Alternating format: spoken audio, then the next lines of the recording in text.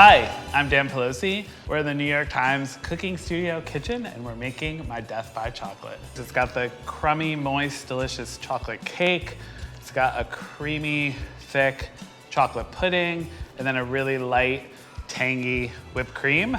And then the ingredient that kind of can go many ways is the crunchy layer, which traditionally can be a Heath bar or a Score bar, or if you're my mom, Oreo cookies. What I love about this recipe is that traditionally it's like made from a box of pudding, a box of cake, and Cool Whip. My version is all homemade, of course, but I just sort of love the drama and the presentation of the 80s. You wanna talk about my childhood? Wow. Do you have a scrunchie? And I'm not gonna, oh yeah. So like, this feels right to me for the whole shoot, but it might get whipped cream on it.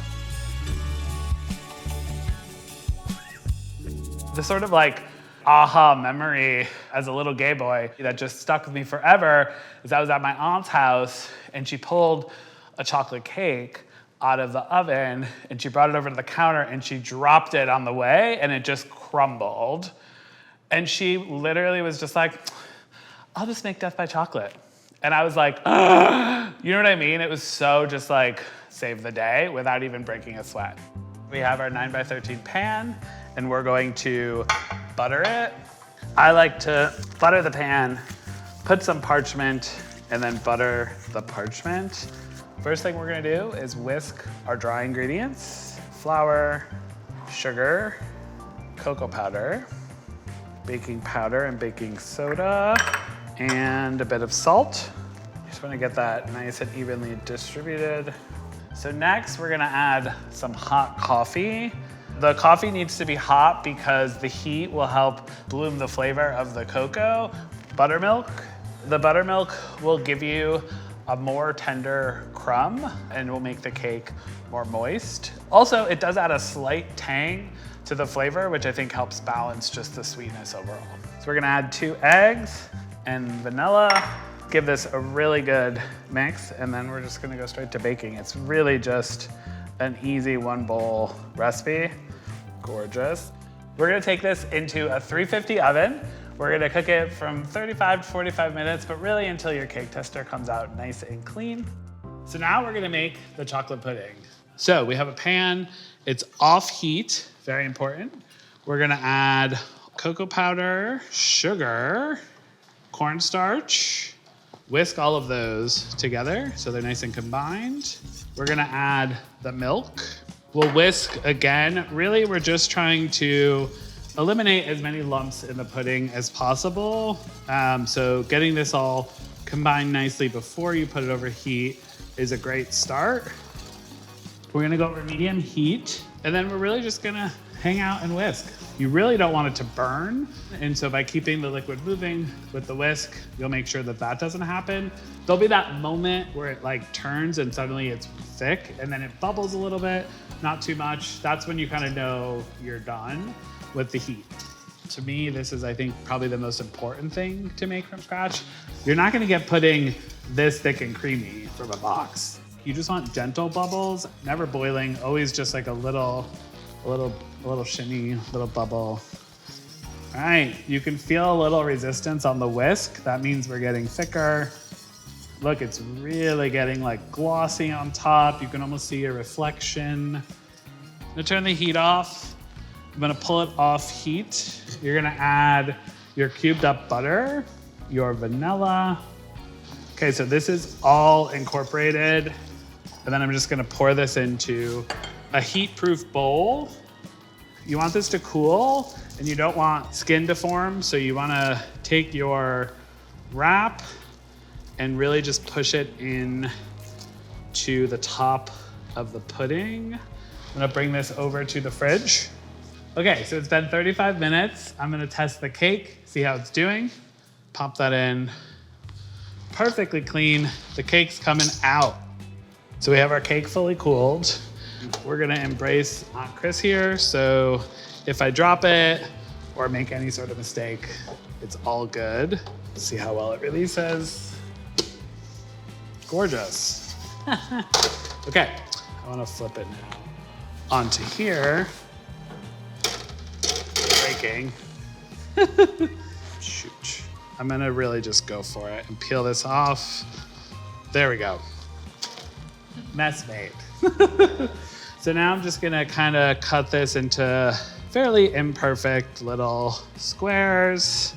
So we almost have everything we need to assemble, but I want to talk a little bit about the toppings. Most traditional from my extremely scientific research is a toffee bar. So like a Heath or a Score. In my family and other families that I know, we would also do Oreo cookies, which I think are super delicious if you're a cookies and cream kind of gal. Other variations can be fresh raspberries in between the layers, which are super delicious. And then perhaps more of like a traditionally better than sex variation is to pour a little Kahlua onto the cake, let it soak in, and then use that as your cake layer. Around the holidays, I think it's really fun, or whenever, to do a little peppermint extract in the whipped cream. Gives it a little bit like of a minty flavor. You could also use creme de menthe on the cake as a liqueur and make a really delicious minty delight. Today, we're gonna make the most traditional version of this recipe. So we're gonna make the whipped cream, and then we'll get to layering or trifling. Okay, so we've got heavy whipping cream, we've got a little bit of vanilla, and just a tiny bit of sugar. I don't love super sweet whipped cream, which is another reason why I love to make this from scratch. We're gonna beat this for about 3 to 4 minutes until it gets nice and whipped and fluffy. We don't wanna go much longer. This is going to sit in the fridge as an assembled trifle for at least a couple hours, if not overnight. So you wanna go a little bit stiffer than if you were just gonna eat it straight away so that it, really kind of maintains its shape. Okay, that feels good. Let's see.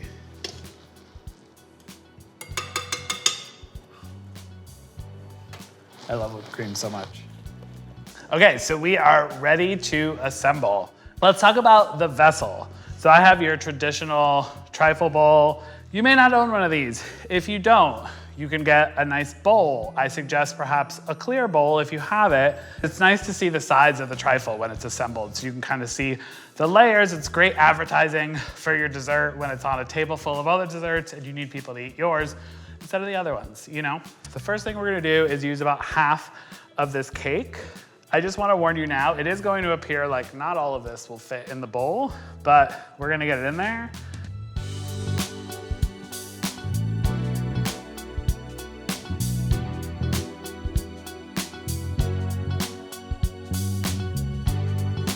Now we're gonna do the rest of the cake.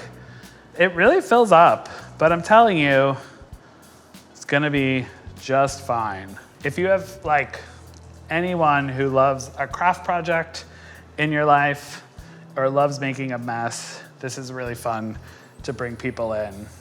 Gorgeous. I think we made Aunt Chris proud. Look at that though. This is my proudest moment. Can we just talk about this? It's just ready to just drop and drip. So you want to put this in the fridge, get it nice and chilled. That's why I like it in the summer, because it's just so refreshing and delicious. I would absolutely just eat this. Rules are meant to be broken. I would recommend though, taste it cold, because you'll kind of understand how good it is when it's all chilled. Okay, so how many people does this serve? It's such a hard question for me always, because I'm like, am I the person we're serving? I could probably eat half of this by myself if you turn the lights off, but that's a different conversation. Shall we dig in? Woo, get so excited, okay. Oh yeah, see, I got the whipped cream. Oh, I've got everything. I've got the whipped cream, I've got plenty of pudding, I've got my chunky, moist and delicious cake, I've got my candy bar. Oh, that gives you a good cross section. You ready?